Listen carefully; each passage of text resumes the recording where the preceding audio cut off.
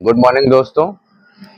चूंकि हम लोगों को रात को सोने में भी हो गई थी काफ़ी लेट, अभी पौने 10 बज रहे हैं। अभी हम ब्रेकफास्ट करेंगे और हम फिर चलेंगे यहाँ से पुरी के लिए, जो लगभग 6 घंटे 5 मिनट का रास्ता दिखा रहा है। और इस 6 घंटे 5 मिनट के रास्ते को हमें उम्मीद है शायद हम शाम को 4 बजे तक कवर कर लें।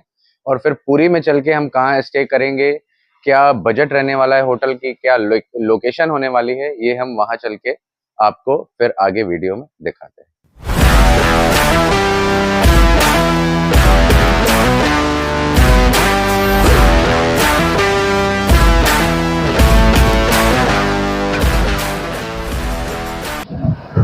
रोड कंडीशन की बात करें तो यहाँ से पुरी तक का जो रोड है वो काफ़ी अच्छा है और कर्व्स भी बहुत अच्छे इसमें आपको मिलेंगे और ड्राइविंग प्लेजर भी आपको अच्छा आएगा। अगर आपके पास एक अच्छी गाड़ी है तो आपको ये रोड पे आप जो है इस ड्राइविंग को एंजॉय करेंगे। इस गाड़ी के डायनामिक्स की बात करें, इसके सिटिंग पोजीशन की बात करें और इसकी कमांडिंग पोजीशन की बात करें तो इस घुमावदार रोड पर भी आपको 100, 120 की, 130 की स्पीड में भी पूरा कॉन्फिडेंस रहेगा, स्टीयरिंग में पूरा कॉन्फिडेंस रहेगा। आपको किसी तरीके की कोई भी उलझन इसमें महसूस नहीं होगी और रोड फिलहाल काफ़ी स्मूथ है।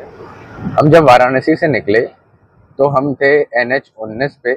उसके बाद हमने हजारीबाग होते हुए हम इधर के लिए बड़े पुरी के लिए, तो बीच में हमें मिला NH 33।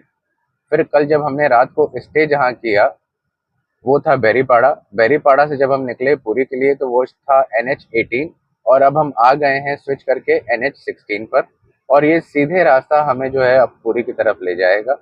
आपको 4 नेशनल हाईवे जो है चेंज करने पड़ते हैं पुरी आने के लिए।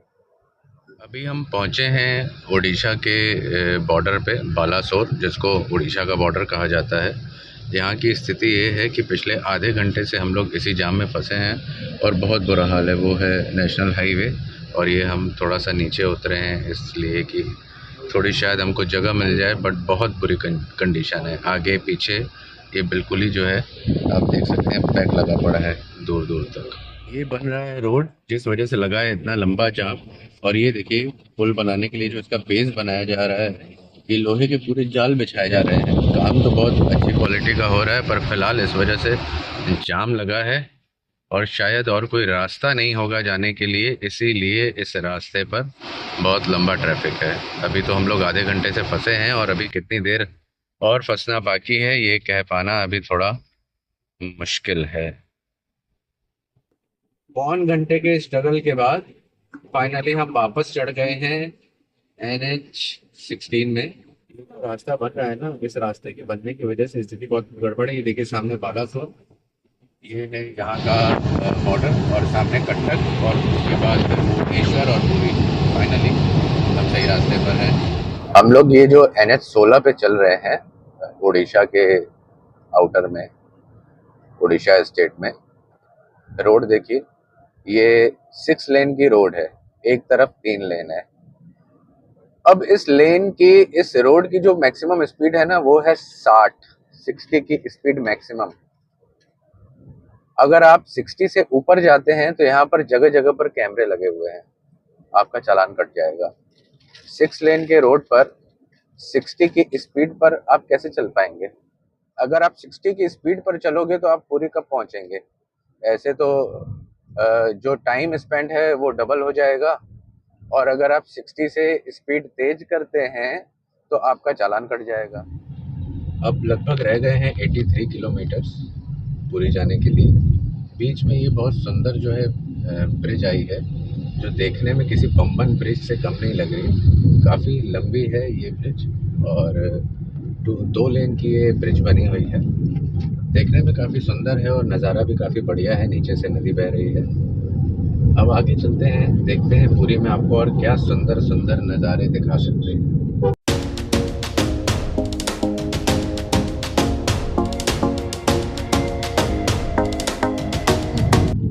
कटक रह गया है यहाँ से 3 किलोमीटर और भुवनेश्वर है 22 किलोमीटर।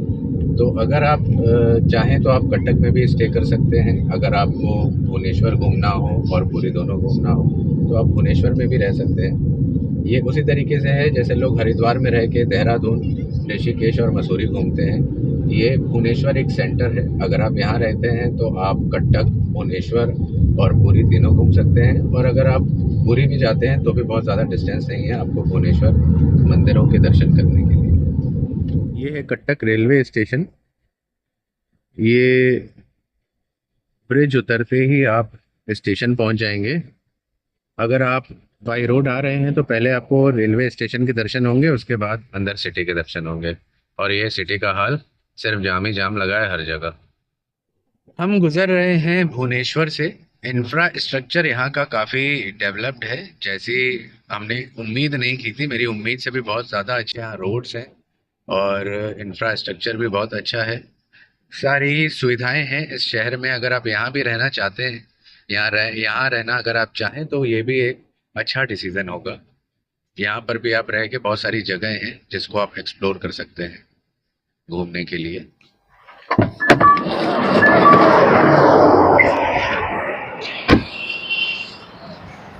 जिसका हमको इंतजार था वो आ गया है। ये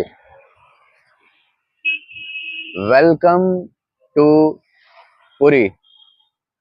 यहाँ भगवान जगन्नाथ के भी फोटो आपको बोर्ड में मिल जाएंगे। इसको देख के जो खुशी हो रही है ना, हम काशी से, हम बनारस से चलकर जगन्नाथ के दर्शन करने के लिए आए हैं इतनी दूर।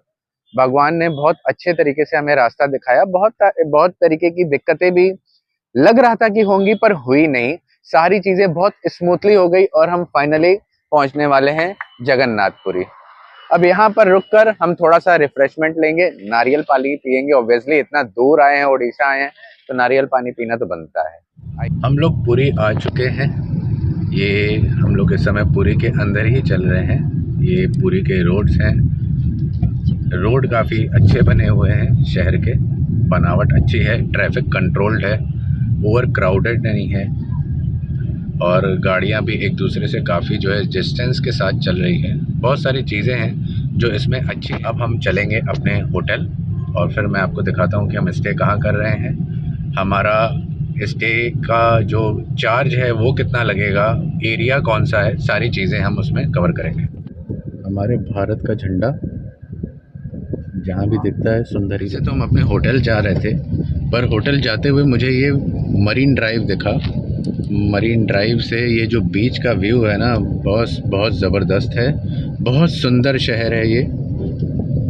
आपने जगन्नाथपुरी मंदिर के दर्शन किए होंगे, बहुत सारे वीडियोस देखे होंगे, बट ये आपने नज़ारा इससे पहले नहीं देखा। ये देखिए दोस्तों, ये है मरीन ड्राइव का व्यू। कैमरा जस्टिफाई नहीं कर पाएगा जो व्यू मैं यहाँ से देख रहा हूँ। ये कहना कि कैमरा वो आपको सारी खूबसूरती दिखाएगा जो आप देखना चाहते हैं, तो ये बिल्कुल असंभव है, ये फेयर नहीं होगा। ये हमारी गाड़ी खड़ी है और ये जस्ट सामने का व्यू है।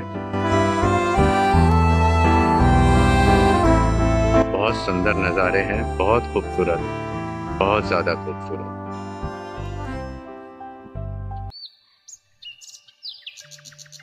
दोस्तों, हमने अपना जो रूम है वो लिया है यहाँ कृष्णा सी साइड में।